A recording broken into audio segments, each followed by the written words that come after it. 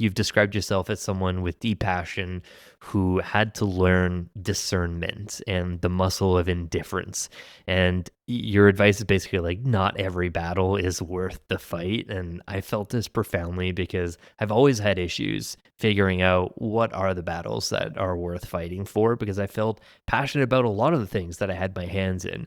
Mhm. And as someone who is also very passionate about work and sometimes borders on like taking criticism a bit personally, I need to lean on this advice. So, like, how do you decide today at which battles to fight and which ones to kind of let go and save for another day? Oh man, it's been a rough journey. And it's like flexing a muscle. And here's the thing is like you just never get it perfect. You just get a little bit better at refining like what matters. Um and I know I don't have it like down today cuz even today like the amount of times I wanted to jump into a conversation and meetings we were having and I was just like that like I wanted and I was just like doesn't really matter. It was so funny. It was a question was brought up is like, do you want to be right or do you want to be happy? And Mm, I, there's also a part like those two things can coexist at the same time. But in some situations, it's like, I don't have to be right. I'm totally good. What the group wants, I'm more than happy to help facilitate. It is not the hill I will die on today. And that was something that literally happened today. And like I said, this is like very, very common, I'm assuming, against anyone in these sorts of leadership, especially when it comes to a place where you are bridging both the idea of like a marketing strategy, right? Which there's some science behind it, but there's also a whole bunch of these like feels and what people expect to be good and things of that sort. And then, of course, you have the other side, the technology, right? Which, can be it it is very flexible, but it's also very rigid, right? Like if a thing doesn't work, then it's just not gonna plug in. And then you have to do the 85 steps to kind of get it to that.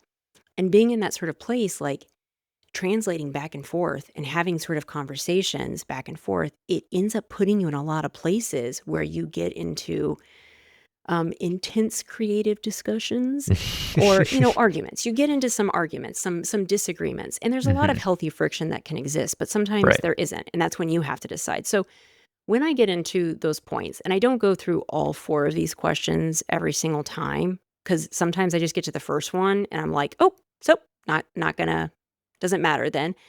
I first ask, like, does this thing block or enable momentum? So, this point that has come up that I want to refute or I want to challenge or I want to do, does this, me bringing this thing up, does it actually help us start to move forward? Or is it me just trying to get a point out that, Mhm. or is it me trying to like stop a thing that I just don't think is valuable? Like, if the goal of when you're having discussions, you're not trying to win, you're trying to get to a point that everyone is just trying to understand what are we doing, why are we doing it, and how is it important? And all of that is about getting momentum, getting people to say, I'm committed to doing this thing and not like a counterfeit yes, but like an actual like, yes, I'm in. If it makes me feel weird.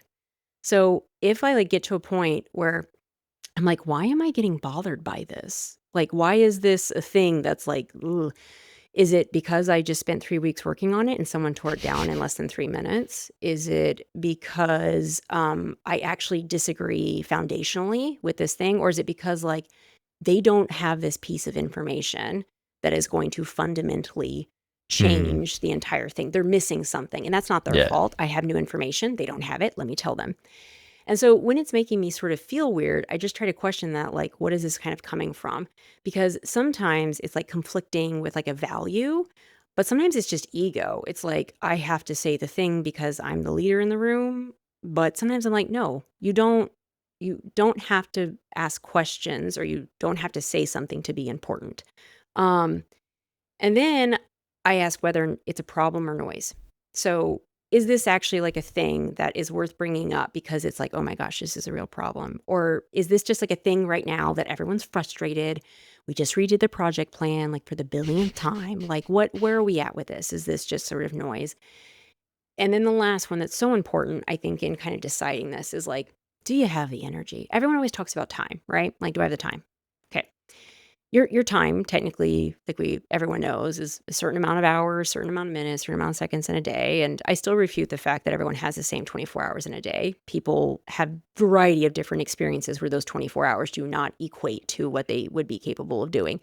But energy, right, that kind of depends a little bit on the person and what they have based on their wellness, their situation, their environment, and what they have to give at that time. And sometimes there are things that maybe answer yes to all those questions, but I just don't have the energy. I do not have it. And is not something that I'm willing to then sacrifice where I've saved my energy to go bike riding with my son or, on a date night with my husband, that I reserve that energy and I put it someplace else. So it's not perfect, but like I said, is it about blocking or enabling momentum? Is this making you feel weird and why? Question it. And is that a value thing or an ego thing? Is it actually a real problem or is it just noise? And then probably most importantly, you might want to put that one up at the front is it worth my energy? Sometimes the answer is no, and that's okay. That's such great advice. I feel like a lot of folks listening, going back and replaying battles that they've had or arguments, like stages of storming and figuring out, do I say this thing? Do I try to push this? Do I not? And there's always this like internal conflict and reflecting on like, is this ego? Is it something that they're missing that you just need to like inform them about? Is it a mix of kind of all of those things, right? Like, is it really stopping the project from hitting its goal? It's such great advice. I feel like, what like how do you teach this to your team? Like, are there like, aside from, like, asking those questions and then deciding whether you have that energy, like, I feel like it's a good framework. Like, how do Mhm. you figure out, like, what energy looks like in that situation? Like, for me, like, I'll give you an example, like, I'll use email deliverability again. Like, I'll go back to a case. I was at a startup and we had really poor email deliverability issues, and a lot of the implementation execution work was on the IT team to get Mhm. new records set up in DNS, and like I didn't have access to all of those things, and so I just needed things to get done really, really quick. And I explained a lot of the things, probably went too much into the details Mhm. at that level. And instead of folks just being like, yeah, this is critical, like we'll get this done right away, like thanks for the context, Phil, I was faced with resistance because they didn't have all the context despite me oversharing the level of information. But I felt like I took it personally that there was resistance to my solutions or my suggestions Mm. based on the 12 years of email deliverability experience that I have in marketing and all that stuff. And they were just like, well, we're not sure about like having all of our emails to customers be on a separate subdomain. Like, why would we have to do that? And it's just like that part of it, like I have the energy to do that or not? I don't know. Like, how important is this thing to getting through the door? I don't know if that makes sense. Like that whole energy thing, like I get it. I feel it more after the fact. So like, how do you train your team to be more mindful about that battery of energy at work, and like, what's going to drain it, what's not going to drain it? I feel like it's easier said than done, right? Oh, yeah, yeah, no, on email deliverability, I think, as your example, it can be so rough with that, and the good news is for mine, it's attached to a copious amount of money, so it was like, "Cool, this is how much money it's losing. We all go do work? Yes, we're on it." Yeah. I was like, "That's what I thought." But yeah, you're right. It's kind of like this idea of things that we're deeply attached to, right? That are super important to us, and that's where it can be really, really hard. Which is actually why I think some aspects of like AI, the ability for us to be able to produce the amount of work we do a little bit, faster and quicker. We have a better ability to detach because I didn't spend a copious amount of time trying to get this. I've lessened the amount of time and effort I've invested in a thing, but the output is still solid. This sort of same thing kind of happens when we're thinking about what sort of things we can go after. It's very human for us to say, when I feel attacked or when I feel the thing that I value is not being valued by others, then that means I need to go on defense. I need to say, but why? And be upset and react versus respond. And that's human, right? There's technically nothing wrong with that. However, We work in a corporate world where that is not acceptable. And then that's what gets you interesting labels throughout the sort of time. And so in teaching teams, one, each of their values are going to be different, right? Mm. Like, so the things that are important to me as a person are very different than maybe some of the other people on my team in terms of what they either personally value or how they view their work. Which is why I produce like an operating manual that I send to my team, and I say, I don't want you to guess all my funny, quirky stuff. I'm just going to go ahead and tell you, this is how I am. And when I say this, it never means like this. Like, I kind of walk them through that because I don't want them to have expectations in their head about me that aren't necessarily true that I never put out. But when it comes to the things that understanding for them what's important, like discernment, as we know, is not about doing less. It's about doing the things that are ideally going to move the needle and your ability to judge well on essentially like what things deserve that energy to move the needle, to make things go further. And in the ops world, specifically in marketing ops, there's places where like if you drop the ball, like nobody else picked it up. Like Mhm. and so you sometimes don't have that ability, right? But you do have accountability that you can make sure that the teams that are responsible for fixing it, that you follow through on those sorts of things.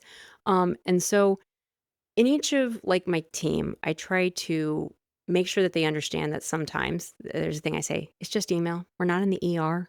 Like that no one's going to die. We do need to be responsive. We do need to do our job well, but this is like this is just marketing. We're okay. Yeah. Yeah. um the second thing is I do try to I don't believe in busy. I only believe in prioritization. And sometimes I tell people, just look at your prioritization list. If this thing is falling below your energy and your capacity, then guess what? It doesn't matter because we always care about the things that are urgent. If my house caught fire right now, I guarantee I'd be off this podcast, right? Because that's the most important thing. But right now, Right. you are the most important thing, which is, so it's how we think about those sorts of things. So in Mm. general, I do talk to my team in terms of kind of like that checklist that I go through is like, what is this thing going to enable? Why is this making us feel funny? And in meetings, it's kind of sometimes you have to say something or not say something really quickly. I think a lot of the time you have to kind of fiddle with that depending upon your audience that you have, right? And think of like worst case scenarios. You say something and someone's like, yeah, cool, whatever. Or if you say something and then it completely changes the trajectory of something negatively or positively. And so that you just have to learn. You have to do stuff. Um, but I think when it comes to like, my directs, it's just that idea of people who directly report into me is like, what what can we just let go? Like, Mhm. do you plan to think about this thing for the next 2 weeks? Is it really that important? If it is something you're really interested in and you think is critical, I will plant that flag next to you. We will die on that hill together. But I do like you have to be aware that sometimes this thing that means so much to this other person and takes you so little effort to do, what's that cost?